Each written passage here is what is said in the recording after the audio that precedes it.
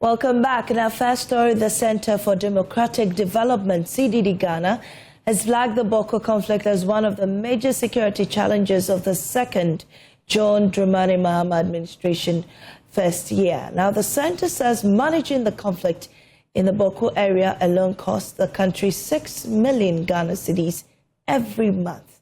This is contained in CDD's first-year assessment report of the performance of the President John Dramani Mahama's second term in office, including the good, the bad, and the ugly. Let's start from the security sector, where CDD says prolonged unresolved land issues and conflicts became the major threat in 2025. Director of Advocacy and Policy Engagement reveals that the Boko crisis alone cost the nation 6 million Ghana cedis every month. Listen. The key challenges that we have with domestically, of course, is the land conflicts, the chieftaincy conflicts, most of them that are linked.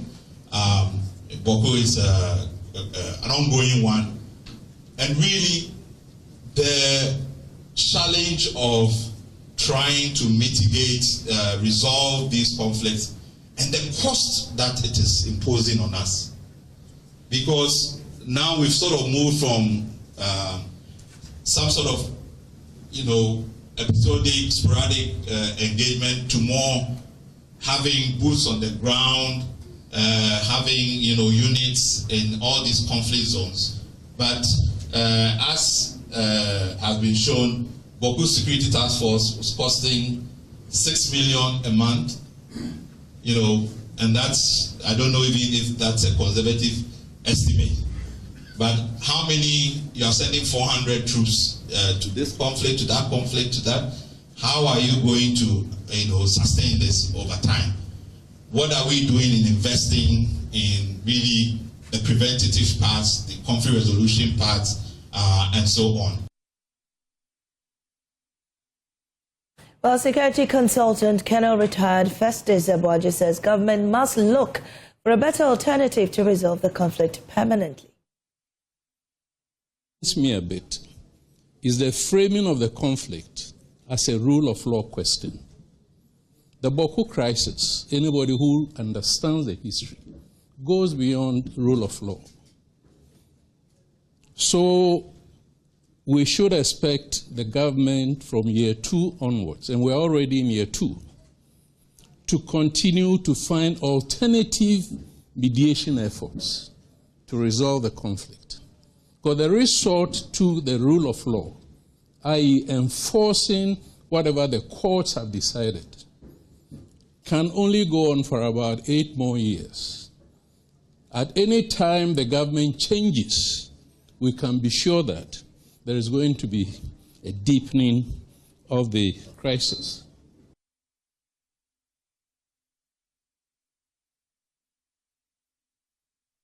Well, here is this assessment of the Z9 disaster and its investigative report. We've spoken a lot about it. They went in enough helicopters, and there's only one that was serviceable, the Z9, was not meant to fly in the kind of weather that pertained on the 6th of August. Now, what was the problem? Which I think the investigation committee did not address itself with. Apart from the shortage of equipment, the real problem that caused the accident was a subculture. The president must go. In other words, the political class over the years have managed to overrule professional advice to say that we think, given A, B, C, D, we probably should not do X, Y, Z. That Z9 should not have flown. And I think you've heard anecdotes to that effect. But it was imperative on the Ghana Armed Forces or the Ghana Air Force to fly the team. And then in the process, we lost the 8 lives. Well, another key area of assessment is the fight against Galamsey, which the assessment reveals is facing a lack of adequate funding, coordination and prosecution. Dara Bosu is Deputy Director in charge of operations at Arocha, Ghana. When NIMOS is operating insufficient funds, there's no way they are going to be able to do the job that they are supposed to do. What we know from the strategy they set up is to ensure that they were going to deploy permanently to about 21 locations in 7 hotspot regions. That has not happened. What we are seeing is sporadic raids here and there, and that is not yielding result. They go to, say, Jemira Forest in Ashanti region, they come back to Accra, the people just wait by the windows and all of that. Once you get to Accra, you don't even get to Accra, they go back to the forest. They are seizing equipment, but where are the equipment going? Who's working with these equipment? So these are all issues that we need to look at. Now, I think that even if there's some sort of prosecution going on, we are not seeing the penalties becoming deterrent enough, because these miners, they are rich. And we are not making sure that the penalties are deterrent enough. So they always go back. One thing that we have also seen here is that we need to put in place very deterrent measures. But to have policies where, for example, Act 995 says that if you're a foreigner and you're arrested, you need to be prosecuted. Now the government comes out with a policy that says that, oh, for foreigners, we have an arrangement with our development partners, so we'll let them go. And then you jail your own people.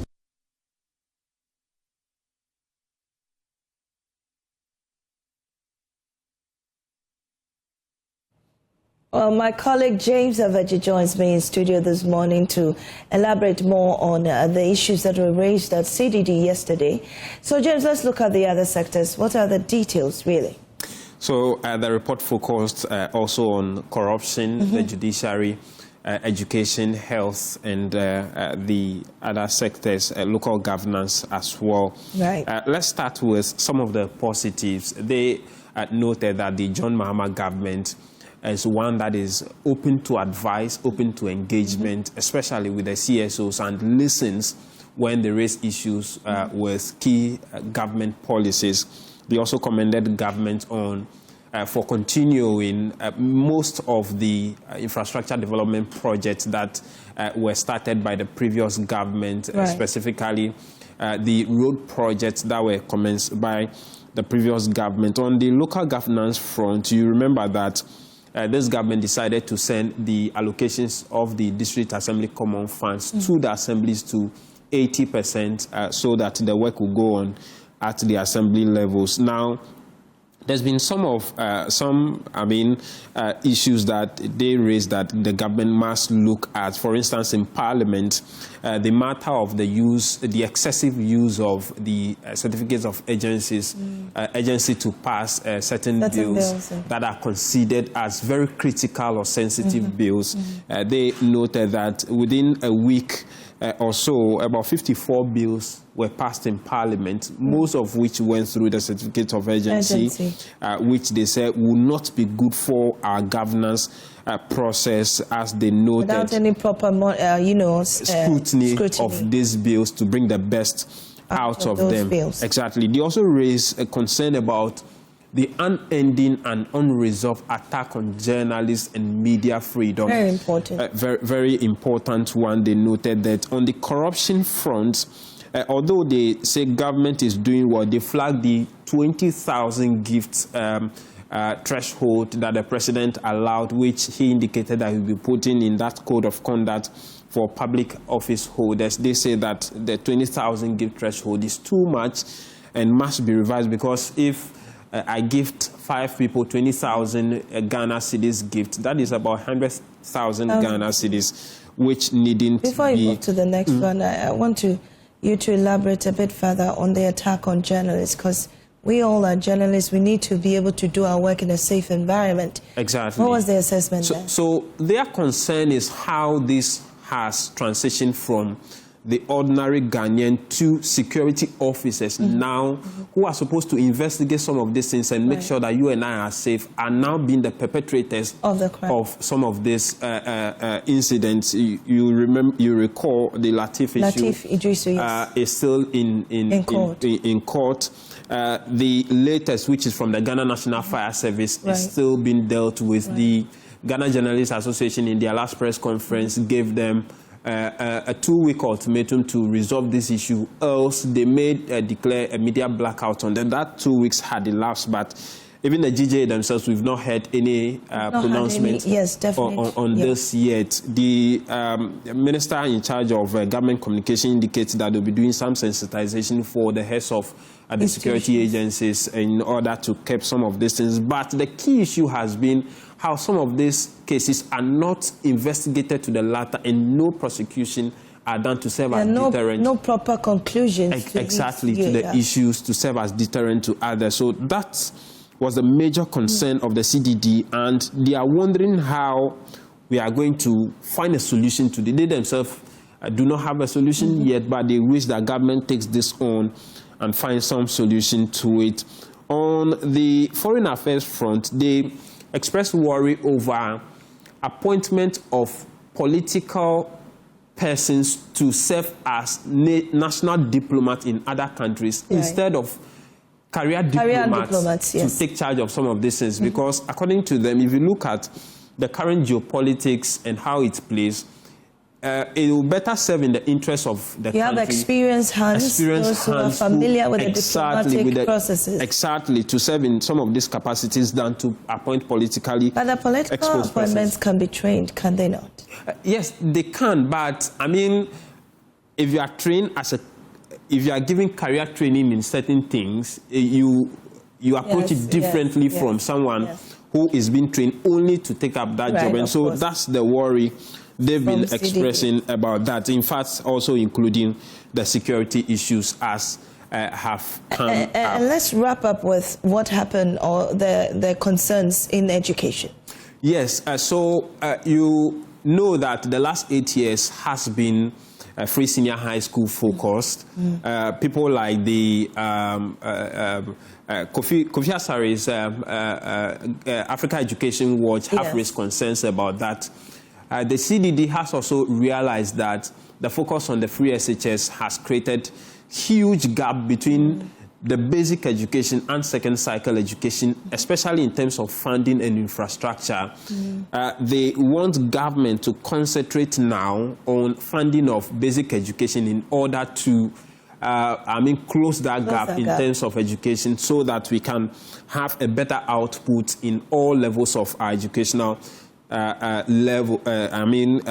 our educational levels, in order to complement the education sector as a whole, but not focus on one and neglecting the other. That's the key concern they raise, and hope that government will take some of these issues and address them in their second, third, and fourth year, so that the John Mahama reset agenda can be fully fulfilled. Thank you so much, James. After his second coming. Right, for that update. Thank you. So that was James Aveji giving us details of what happened at that CDD, assessment of John Mahama's first year in office. Well, Nawani community in the Kumbungu district of Ghana's northern region is reeling from heavy floods that have swept over 300 acres of farmland belonging to small-scale farmers. The floods have left the farmers in a dire situation, with many struggling to salvage what little they can. Martina Bugiri reports.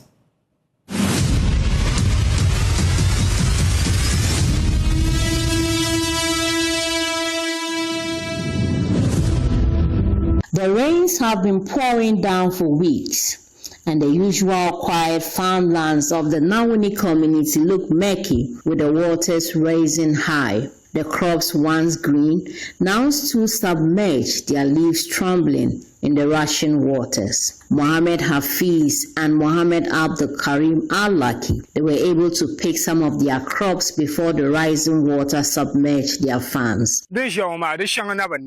We have been able to salvage a few grains, even though the large portion is not ready yet for harvest, but we are compelled to leave the rest. All that I have been able to get from my farm is what is on my bike. Mba Abdullahi Zachariah's farm has been submerged. He was not around when the floods occurred, and this morning he's receiving a briefing from his wife on the disaster. Armed with this information, he sets out to visit his farm. Mba Zachariah, a man in his 60s, stands at the edge of the canoe, his eyes fixed with a mixture of sadness and worry. He had invested everything in his land, and now it seems like the heavens themselves are conspiring against him. We expected that we would get something this year, and all of a sudden, the floodwaters came and submerged the farm. This year, the cost of a tractor for an acre was 200 Ghana cedis, and my farm was 7 acres. You can imagine the loss. I also bought over 10 cans of weedicides and still owing 4 bottles.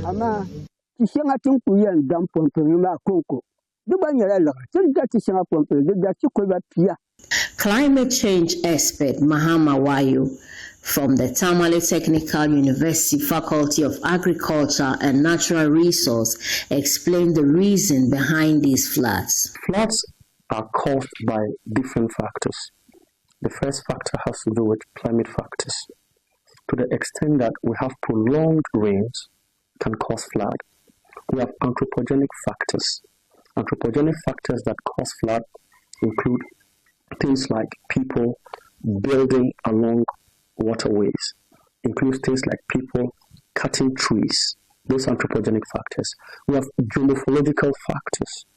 These are factors that has to do with the fact that the land lies at a low level, or it is a low-lying land. It also has to do with things like the inability of the soil to sink or to sink or to sip in the waters that come onto the earth. And so for that matter, you experience flood. Mbazakaria and many other farmers in this community have no knowledge about climate change. I don't know anything about climate change, but the flood is often caused by the rain and the Bagri Dam. Mr. Wayo explained that these floods have a significant impact on food security and food safety, which can affect the SDG goal too. The northern part of the country contributes greatly to the food basket of the country. And so if we are not sending in our quota into the food basket inadvertently, we are going to have to suffer some levels of food insecurity. He offers some advice. If the floods come and deal with their mainstay, which is agriculture, at the end of the day, their livelihoods will be affected. So there is a need for us to begin to look at livelihood diversification. What else can we do to our rural folks beyond their farming, aside their farming, production of crops and livestock rearing? What else can we do to help them so that they keep afloat even in the event of flooding? It serves as a buffer. Mbazakaria and many other farmers in communities in Ghana need to be empowered with information on climate change to help them adapt. For JoyNews, I am Martina Bugre. This story is brought to you by JoyNews in partnership with CDD-Ghana, University of Ghana Center for Climate Change and Sustainability Studies, with funding from Claire R4I Opportunities Fund.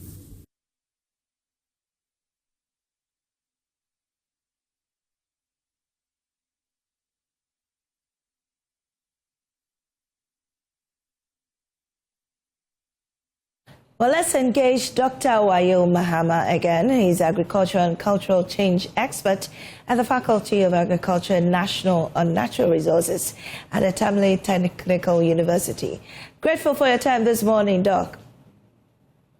Good morning, and thank you for having me.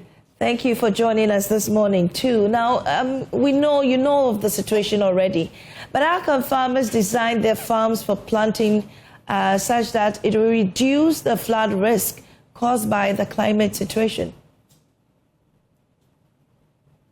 Could you please say that again? Well, the farms are being flooded by the continuous rains, but how can they, avoid this risk, seeing that the government is also ensuring that agriculture becomes the backbone of the economy?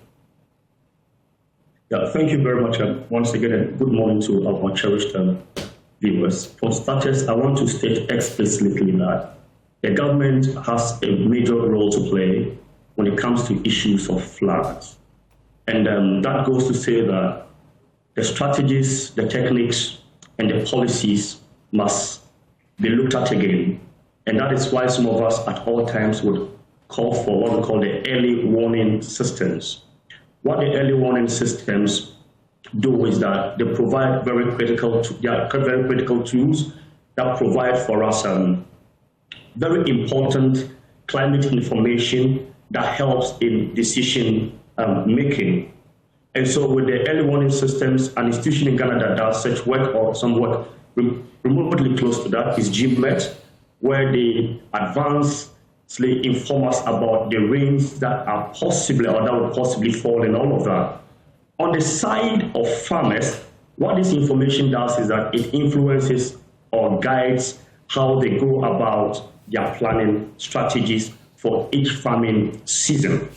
So for farmers, if we have this information, what we would be doing or what farmers would be doing is to be acting based on that information. Data is everything. Data influences our decisions. And so we should enhance our early warning systems. That is very important, because if you have risk knowledge, at the end of the day, you understand the vulnerabilities that confront you as a person. And if that is done, it would guide you as to the way forward in preparing for any unforeseen circumstances, including the issues of flood in northern Ghana. Well, for these farmers who've had their farms flooded, are there any interventions to help them recover? Can they even recover at all?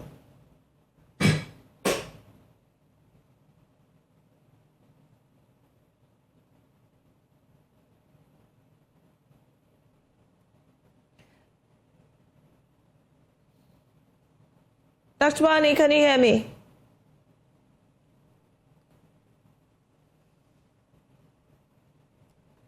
So I was asking if these farmers who've had their floods over... Can you hear me, Doc?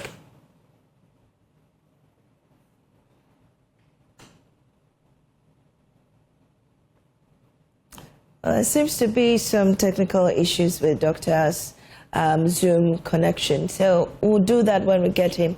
But now traders and shoppers at Agbogbloshie Market are operating in conditions that sanitation advocates warn could spark a disease outbreak. In the latest phase of the Joy Clean Ghana campaign, our team discovered heavily choked drains filled with waste, stagnant water, and visible fertility or infestation of maggots. But before we go to that story, it looks like Doc has rejoined us. So, Doc, I was asking if the farmers can regain their, the farms. How can they recover from the floods in the interim? Well, yes, in the interim, the floods have so much affected their livelihoods. What I am suggesting is that government should come in handy. Government should make some provisions so that they are able to ameliorate the situation. If government can somewhat provide them with the capital they initially invested in their farms, that, like I said, will keep them afloat, and that will help them to get back to the farming. And maybe we want to again look at our sites for which we select for the purposes of farming. If there is a possibility, the farmers, if they could, would want to move to higher grounds. Because if you are doing some sort of farming, for example, if you are farming or if you are growing corn in a lowland, at the end of the day, in the event of heavy rains, you would most likely suffer some losses. So that if you are farming at a lowland, we advise that you farm things like rice, or better still, you want to move uphill to farm other crops that will not want so much rain in the event of high levels of rain in the coming days. Thank you very much, Dr. Mahama, for your time on our desk. Well, traders and shoppers at Agbogbloshie Market are operating in conditions that sanitation advocates warn could spark a disease outbreak. In the latest phase of the Joy Clean Ghana campaign, our team discovered heavily choked drains filled with waste, stagnant water, and visible infestation of maggots and cockroaches just meters away from where food is sold. My colleague Stephen Mensah reports. It can affect the SDG goals.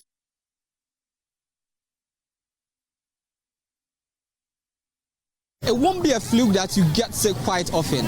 It may be due to this, the poor state or the poor nature of the Agbogbloshie market. This is where some traders say to ply their trade. Right here, infested with cockroaches. For these traders, they argue that they do not have any anywhere to sit to ply their trade. They should give us a place to sit. We are villagers. This is where we sit and offload our goods after returning from our trip to the village. I sell oil here. My friend sells cassava here. If things continue like this, I doubt we will vote when there is an election. The traders earlier clashed with the Accra Metropolitan Assembly's Public Health Task Force during an attempt to enforce sanitation and decongestion measures. Come back here, say, me come back, the Lord come over here. But if you come, the Lord to here that way, they don't get for the roadside. See now? Master, listen to, you see, the road and the gutter and the pavement is not for you. I know. Are you getting me? So you are not allowed to operate on these areas that are mentioned right now. If you not say, if you back this is the first time. Director of Public Health at the Accra Metropolitan Assembly, Florence Kuchi, tells JoyNews that authorities have given traders ample notice to relocate, citing the unhealthy and hazardous conditions under which they operate. This is our Gloshi market. It is one of the largest markets in Accra or in Ghana. It's a bulk-breaking market. And there are a lot of traders in the market here. But we don't have a lot of stalls. People have stalls inside. Nobody is supposed to use, initially nobody was supposed to sell behind the dwarf wall. But now we have seen that there are a lot of people who don't even have a place to sell their things. From the Agbogbloshie market here in Accra, I am Stephen Mensah for JoyNews. Father Enyan Shegu in the Tamale metropolis is seeking justice for his 14-year-old daughter who was allegedly defiled by a man in his early 50s, resulting in a pregnancy that ended in a complicated abortion. He had high hopes for his daughter's future, wanting to become a nurse and help support their family. He's now speaking out, hoping to get justice for his daughter. We want justice for our daughter. The family's pain is visible, even without a word spoken. Father of the 14-year-old Mohammed Salifu is desperate for justice. He said her daughter had gone missing after school on Friday, compelling them to conduct a search, but she returned on Sunday with a story that she was involved in an accident. But upon further probe, she revealed the heinous crime.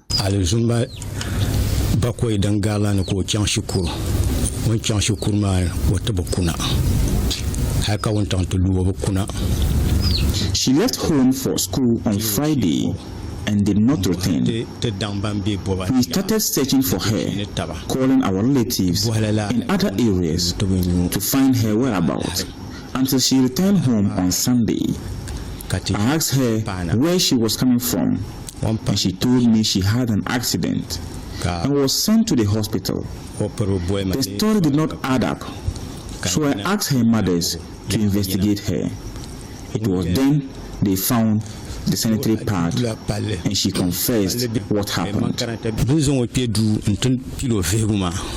The 14-year-old narrated how the man she gave the name as Mohammed allegedly defiled her. I went with him to his house, and he told me he was serious when he said he was interested in me. I told him I had heard him.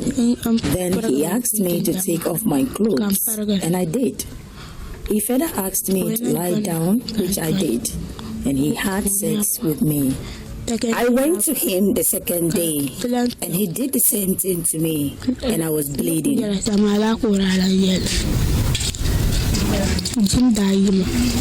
He said Mr. Mohammed picked her up from school on Friday to a place where they aborted the pregnancy. I was going somewhere, and one woman stopped me and told me that I looked pregnant. And so I visited the drugstore, and they confirmed I was really pregnant. So I went and told him. He asked me to return on Friday. I returned on Friday, and he took me to the hospital and aborted it.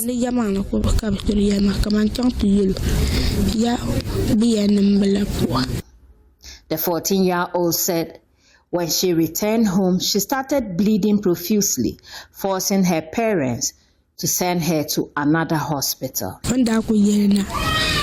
After the abortion, I was bleeding profusely with severe pains. The family of the 14-year-old are calling for fairness in this case. We want fairness in the investigation, and we expect that if the suspect is found guilty of the accusation, he faces the rigors of the law.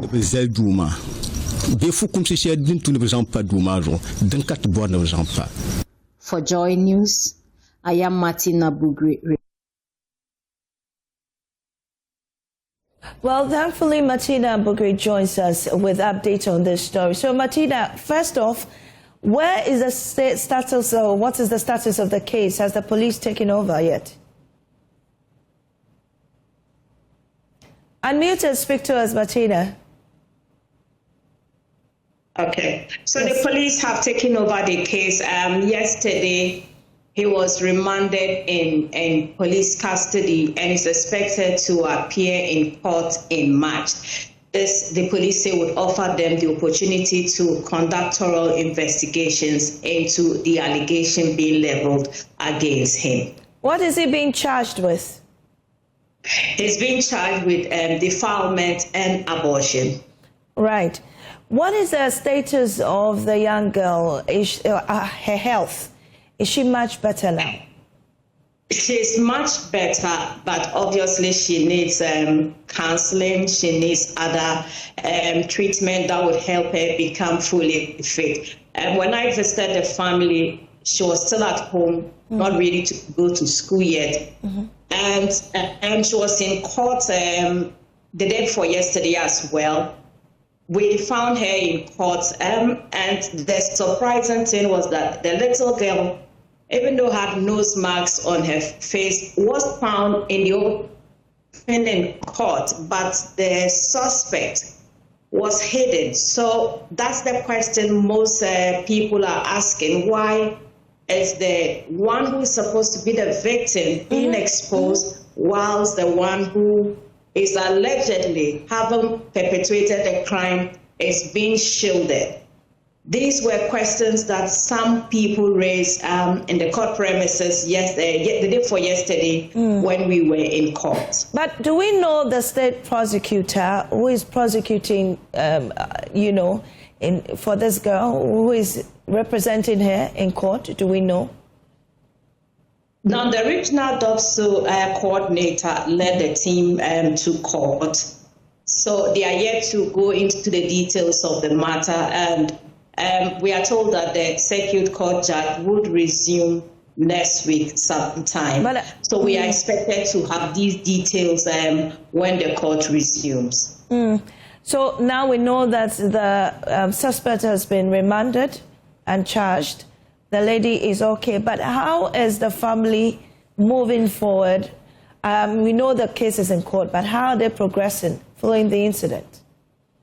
Now, when I visited the father, what he said was that this has literally stopped his activities. He says he's a farmer. He goes to do 1 or 2 in the farm, taking care of his birds, raising small monies from these birds that he's taking care of, and being able to take care of his family. He said he said they were poor, which you visibly will see when you enter the compound. I mean, they are still using very old stuffs in the house that presently most families have stopped using. So you could see poverty visible in that family. He says he has to stop going to the farm and has to stay home all these days to be able to make himself available to the court or to the police anytime he's invited. And that is definitely affecting the family's well-being. He says the wife, who also sells petty stuff in the market, has also had to stay at home. So feeding is beginning to get a problem for them because nobody is going out, and they need to go out and come in before they can feed as a family. And that is definitely an issue that's coming up. Right, Martina, thank you for the update, but we'll definitely get more details on this story subsequently. Alarming figures have triggered an emergency of conscience in the Bono East region, with data ranking Bono East and Ahafo as the leading hubs for examination leaks and impersonation. In the 2024 Techiman Traditional Council is calling for a holistic overhaul of the education system as the new Regional Director of Education vows to crack down on the purchase of leaked questions. It is meant to be the moment of truth for students, a test of years of hard work. But in the Bono East region, examination halls have become crime scenes. From impersonation to the circulation of leaked papers, authorities are struggling to contain a tide of dishonesty sweeping through the academic calendar. The situation has deeply disturbed the custodians of the land. The Nifahini of the Techiman Traditional Council, Nana Boache Amiao Pentempem II, on behalf of the Techiman Mahini, did not mince words. He lamented the negative tag hanging over the region, pointing fingers not just at the students, but at the very adults shaping them. For some time now, the mention of examination malpractice across the Bono East region as well as the other Bono regions is not the best. It looks as if it's become a serious shame to all of us. And this shameful act should not continue. And therefore, we urged the regional director and the central judge to take pragmatic steps immediately to salvage the situation. The Nifahini used the opportunity of a visit by the new Regional Director of Education to issue a challenge to the authorities. He called for a holistic approach, improved supervision and proper preparation to ensure that students are ready for their future rather than relying on leaked papers to pass. Examination malpractice should be tackled holistically. In fact, there is a syndicate that is actually working in that line. Syndicate in the sense that major stakeholders are involved. It's not only the students who are culprits of examination malpractice. The parents are culprits, the vigilators are culprits, teachers and heads are culprits. Accepting the mantle of responsibility, the new Education Director, Reverend Father Kingsley Dramana Asante, acknowledged the deep-seated nature of the problem and the due consequences it has on the region's future. He pledged his commitment to turning the tide. The causes are many, and we'll be looking at each one. Then we'll put our heads together and then tackle them. One, if you followed, they talked about supervision, which we would have to intensify. And then secondly, they talked about how entrenched it has become. It's a whole enterprise. So we'll look at that and see how best we can work towards nipping it in the bud.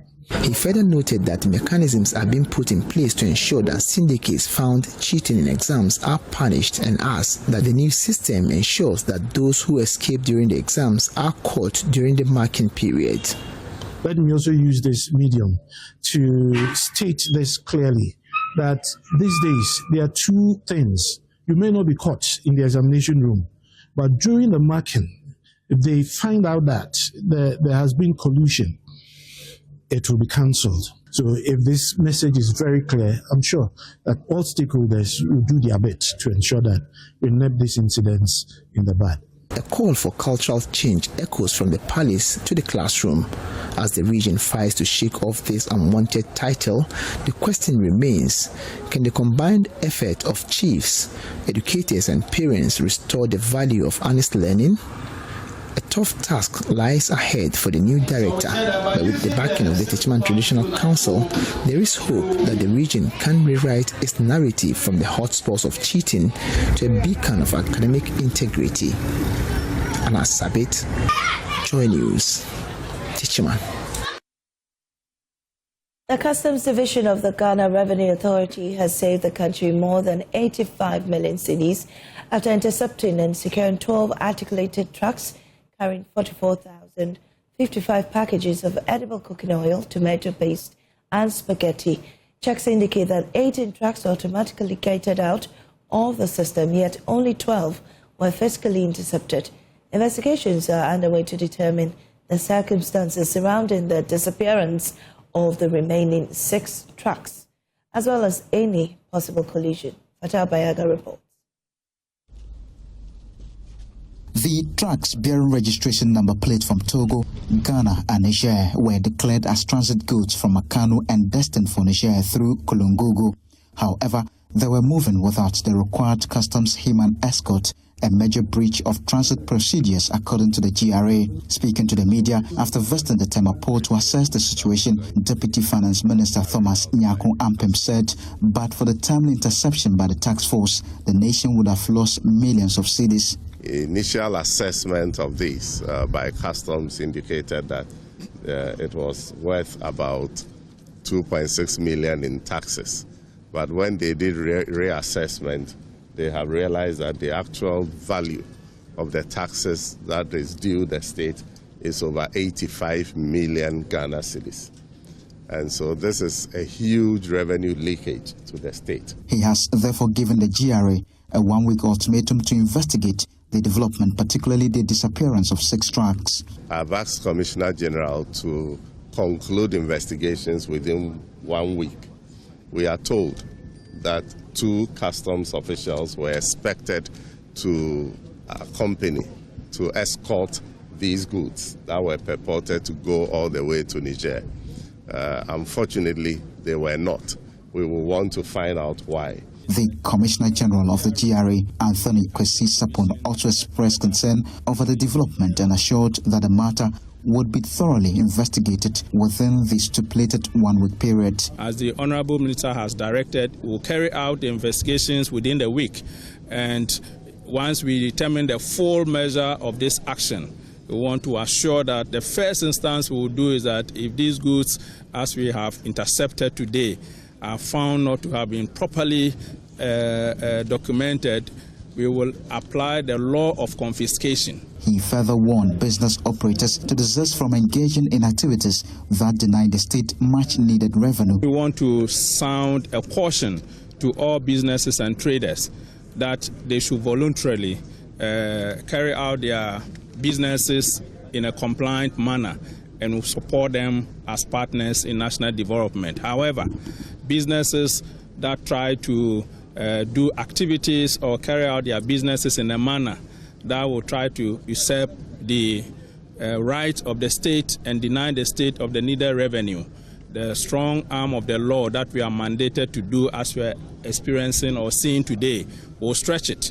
Authorities say the outcome of the investigations will determine the next line of action, including possible sanctions against persons found culpable. For JoyNews, Fatah Bayaga, Accra. Welcome back to NewsDesk, and good to have Michelle back in business.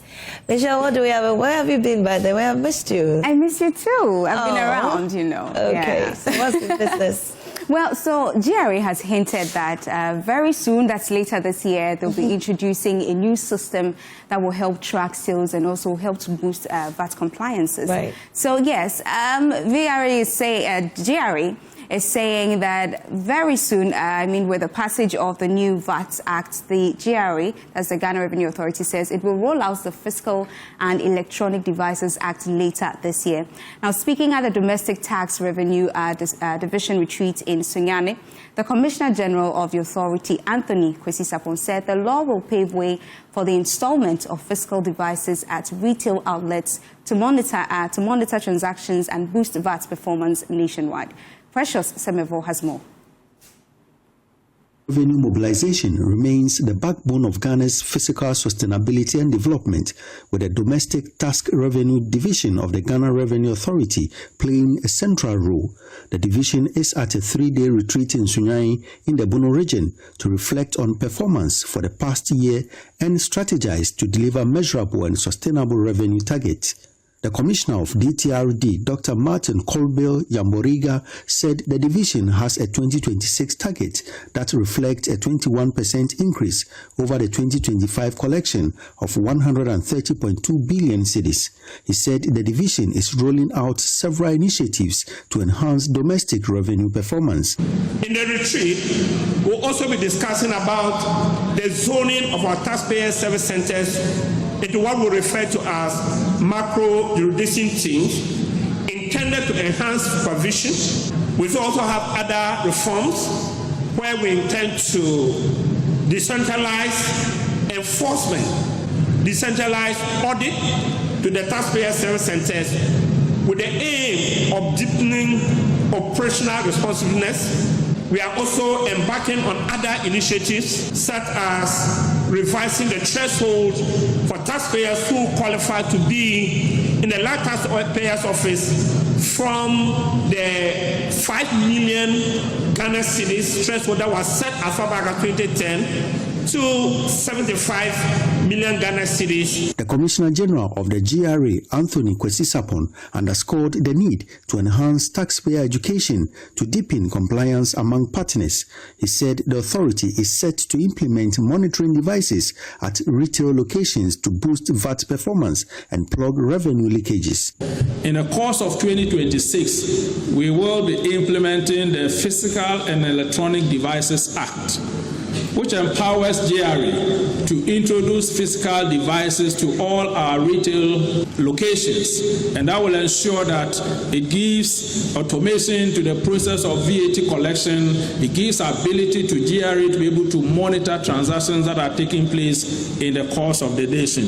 We believe that these reforms, together with concerted actions from our officers, will be changing the story of VAT from a performance of 40% and to raising it above what we currently have. If we have a VAT gap of 60%, we are determined to change that with all of us as DTRD to ensure that VAT becomes a key anchor in our national revenue mobilization. The 3-day retreat is on the theme Transforming for Impact and Growth, focusing on VAT performance and compliance.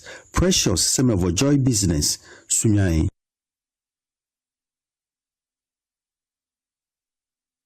So, Mami, see, that's it. But I'm just thinking out loud that if GRA is able to roll this new system out properly, I think this will help, the Ghana tax ecosystem. And then maybe we'll be able to hold people accountable for not paying taxes. Well, I hope it is done. That's the baseline. Mm-hmm. But if it's not, definitely, you know what the issues will be. Well, yes, let's head on to our next story, where government is calling on credible investors in the technology sector to join forces in driving economic growth. Now, speaking at the launch of Kingdom Technologies, is a new subsidiary of Kingdom Exime Group, Minister of State for Special Initiatives Emmanuel Kwadwo Ajikum said the administration is ready to support initiatives that promote innovation and technological advancement. The Minister of State in charge of special initiatives emphasized that government is ready to work with investors who bring both credibility and innovation to the table, creating opportunities for sustainable growth and job creation across the country. The world is all about technology. Like I said earlier, this country, our success and our future is anchored on technology. And therefore, this is the right time for Kingdom to enter the market. I think there are a lot of things that can be done with what they are going to do that will be able to help us as a country and also to propel our young people to have a kind of skill that is needed for the future. So I think it's good that they've come into this country, and it's going to help us and it will help them as well. This is the right place to be. Ghana is the right country to be. I tell people it's the right gateway to enter Africa. So I think Kingdom, they have come to the country at the right time. Well, that's all we have for you on Business today on JoyNews Desk. I am Michelle Ojekum. The small business news when you log on to myjoyonline.com. Well, we also heading out, and it's been a pleasure having you on JoyNews Desk this morning. There's more news on myjoyonline.com. Thanks for your company.